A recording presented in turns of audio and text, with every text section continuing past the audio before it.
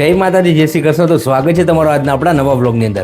સુરતમાં આવેલા એક એવા પવિત્ર સ્થળ ઉપર આજે તમને દર્શન કરવા લઈ જવાનો છું, જે કહેવાય છે કે સુરતના 90% પબ્લિકને ખબર જ નથી કે આ મંદિર આપણા સુરતમાં આવેલું છે।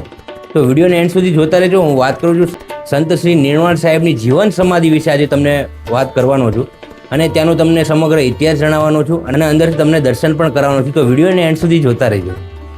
નમસ્કાર મિત્રો, આજે આપણે આવી પહોંચ્યા છીએ સુરતના એક એવા પવિત્ર અને ઐતિહાસિક સ્થાન પર, જ્યાં માત્ર એક મંદિર જ નહીં પરંતુ સંત પરંપરા, ભક્તિ અને અનેક વર્ષોથી આસ્થા સાથે જોડાયેલો ઇતિહાસ જીવંત છે। આ છે સંત શ્રી નિર્વાણ સાહેબનો અખાડો સુરત। સુરતના જૂના વિસ્તારોમાં આવેલું આ સ્થાન આજે પણ સંત નિર્વાણ સાહેબની સમૃદ્ધિ અને પરંપરાને સાચવીને બેઠું છે। તેમની સાથે જોડાયેલી અનેક લોકકથા અને સંતવાણી આજે પણ પ્રચલિત છે અને આ સ્થાનનો એક ખૂબ જ રસપ્રદ પ્રસંગ સંત કબીર સાહેબ સાથે પણ જોડાય છે। લિખિત સંદર્ભ પ્રમાણે સંત નિર્વાણ સાહેબે નર્મદા કિનારે જઈને કબીર સાહેબને સુરત આવવાનું આમંત્રણ આપ્યું હતું। ત્યારબાદ કબીર સાહેબ સુરત આવ્યા અને નિર્વાણ સાહેબના અખાડામાં તેમનું મિલન થયું હોવાનો ઉલ્લેખ મળે છે। એ સમયે નિર્વાણ સાહેબના અખાડામાં ભક્તિ અને આનંદનો માહોલ સર્જાયો હતો। આ પ્રસંગ માત્ર બે સંતોની મુલાકાત નહોતો, પરંતુ બે મહાન આધ્યાત્મિક પરંપરાઓના મિલન તરીકે પણ તેને યાદ કરવામાં આવે છે। મિત્રો, હવે વાત કરીએ આ સ્થળની સૌથી ખાસ આસ્થાની। આ અખાડા પરિસર સાથે જોડાયેલું હનુમાનજીનું પ્રાચીન મંદિર વિશેષતાઓમાંનું એક માનવામાં આવે છે। સ્થાનિક માન્યતા પ્રમાણે આ હનુમાનજી મંદિર 550 વર્ષ કરતાં પણ વધારે જૂનું કહેવાય છે।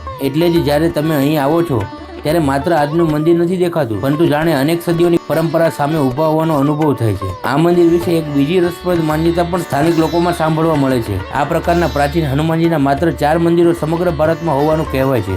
આ સ્થાનની બીજી વિશેષતા છે સંત પરંપરા। નિર્વાણ સાહેબ સાથે જોડાયેલી કથાઓમાં તેમની આધ્યાત્મિક શક્તિ અને ચમત્કારિક પ્રસંગોની વાતો જોવા મળે છે। સુરતના સાહિત્યિક સંદર્ભોમાં પણ નિર્વાણ સાહેબનું નામ અને તેમનું સુરત સાથેનું જોડાણ નોંધાયેલું જોવા મળે છે। સમય બદલાયો, સુરત શહેર બદલાયું, આસપાસની દુનિયા બદલાઈ ગઈ, પરંતુ આવા ઐતિહાસિક સ્થળોને આજે પણ જૂની સંત પરંપરાની યાદ જીવંત છે અને કદાચ આજ કોઈ પવિત્ર સ્થાનની સૌથી મોટી ખાસિયત હોય છે। પથ્થરો જૂના થઈ શકે, પરંતુ ભક્તિ અને આસ્થા પેઢી દર પેઢી આગળ વધતી રહે છે। આજે જ્યારે આપણે અહીં હનુમાનજીના દર્શન કરીએ છીએ ત્યારે આપણા મનમાં એક જ ભાવ આવે છે, જય શ્રી રામ, જય હનુમાન। સંત નિર્વાણ સાહેબની આ પવિત્ર ભૂમિ આપણને માત્ર ઇતિહાસ નથી સંભળાવતી, પરંતુ આપણને સંત પરંપરા, ભક્તિ, સેવા અને આધ્યાત્મિકતાની યાદ અપાવે છે। તો મિત્રો, જો તમે સુરતના જૂના અને ઐતિહાસિક ધાર્મિક સ્થળોને જાણવા અને જોવા માંગતા હો તો સંત શ્રી નિર્વાણ સાહેબ અખાડો ચોક્કસ તમારી યાદોમાં હોવો જોઈએ।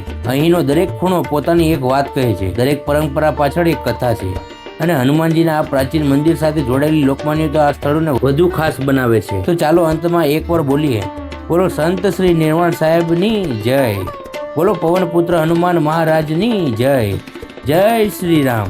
જો તમને આવી જ ઐતિહાસિક અને આધ્યાત્મિક જગ્યાઓની સાચી માહિતી સાથેની સફર ગમે છે તો વિડીયોને લાઈક કરો, ચેનલને સબસ્ક્રાઈબ કરો અને કોમેન્ટમાં જરૂર લખજો, જય શ્રી રામ।